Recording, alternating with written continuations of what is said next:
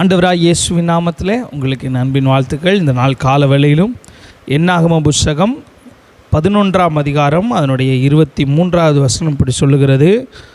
அதற்கு கர்த்தர் மோசேயை நோக்கி, கர்த்தருடைய கை குறுகி இருக்கிறதோ, என் வார்த்தையின்படி நடக்குமோ நடவாதோ என்று நீ இப்பொழுது காண்பாய். என்னை கேட்கிற அருமையான தேவ பிள்ளைகளே, இங்கே ஆண்டவருடைய தாசனாகிய மோசேக்கு மிகப்பெரிய சந்தேகம். இஸ்ரவேல் ஜனங்களை நடத்தி கொண்டு வருகிறார். நடத்தி கொண்டு வரும்போது ஜனங்கள் கேட்கிறார்கள், நாங்கள் இறைச்சி சாப்பிட வேண்டும் என்று கேட்கிறார்கள். ஆண்டவர் சொல்லுகிறார், நீங்கள் ஒருவேளை இறைச்சியை கேட்டீர்கள், நானோ 1 மாதம் வரைக்கும் இறைச்சி தருவேன் என்று ஆண்டவர் சொல்லுகிறார்.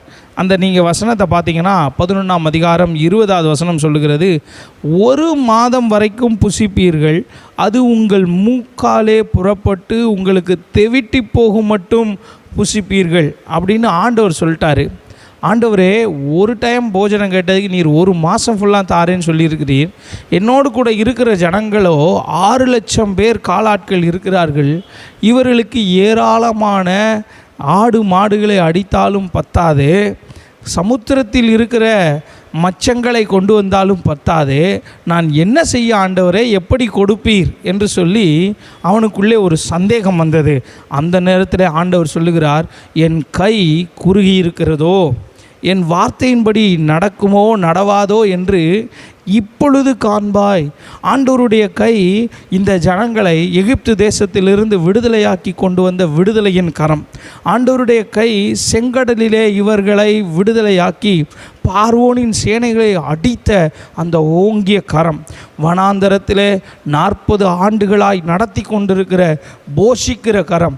அந்த கரம் குறுகி போகவே இல்லை என்பதை ஆண்டவர் மோசேக்கு வெளிப்படுத்தி காட்டினார். இன்றைக்கு கால வேளையில் ஒருவேளை நீங்கள் ஆண்டவருடைய வார்த்தையின்படி நடக்குமா நடக்காதா என்கிற ஒரு சந்தேகத்தோடு கூட இருப்பீர்கள் என்றால், அவருடைய கையை நோக்கி பாருங்கள். அது விடுதலையின் கரம், அது அற்புதம் செய்யும் ஓங்கிய புயம், அது நம்மை போஷிக்கும் கரம்.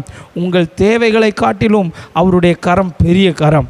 செங்கடலிலே அற்புதம் செய்தவர் உங்கள் வாழ்க்கையிலும் அற்புதம் செய்வார். நீங்கள் ஒருவேளை அற்புதத்திற்காக எதிர்பார்த்து கொண்டிருக்கலாம். கர்த்தர் 1 மாதம் அளவும் அற்புதம் செய்ய ஆண்டவருடைய கை போதுமான கையாக இருக்கிறது. வசனம் சொல்லுது 31வது வசனத்தில், அவைகள் 2 முழ உயரத்திற்கு அவைகள் வந்து கிடந்தது. அற்புதம் செய்தார். சிறு பிள்ளையும் எட்டி பிடிக்கும் வண்ணம் ஆண்டவருடைய கை அற்புதம் செய்தது. ஜெபம் பண்ணுவோம். கர்த்தர் உங்களையும் ஆசீர்வதிப்பாராக.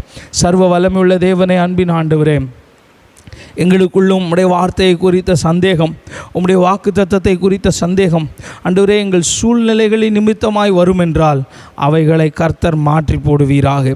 உம்முடைய கரம் குறுகி போகவில்லை. உம்முடைய வார்த்தைக்கு இன்றும் வல்லமை உண்டு. ஆண்டவரே, இந்த வசனத்தை கேட்டுக்கொண்டிருக்கிற பிள்ளைகளின் வாழ்க்கையில் கர்த்தர் நீர் அற்புதங்களை செய்வீராக. உம்முடைய கரங்கள் கிரியை செய்வதை நாங்கள் பார்க்க கர்த்தர் எங்களுக்கு கிருபை தாரும். அற்புத சாட்சிகளை கேள்விப்பட வையும். இயேசுவின் நாமத்தில் ஜெபிக்கிறோம் நல்ல பிதாவே. ஆமென், ஆமென். God bless you.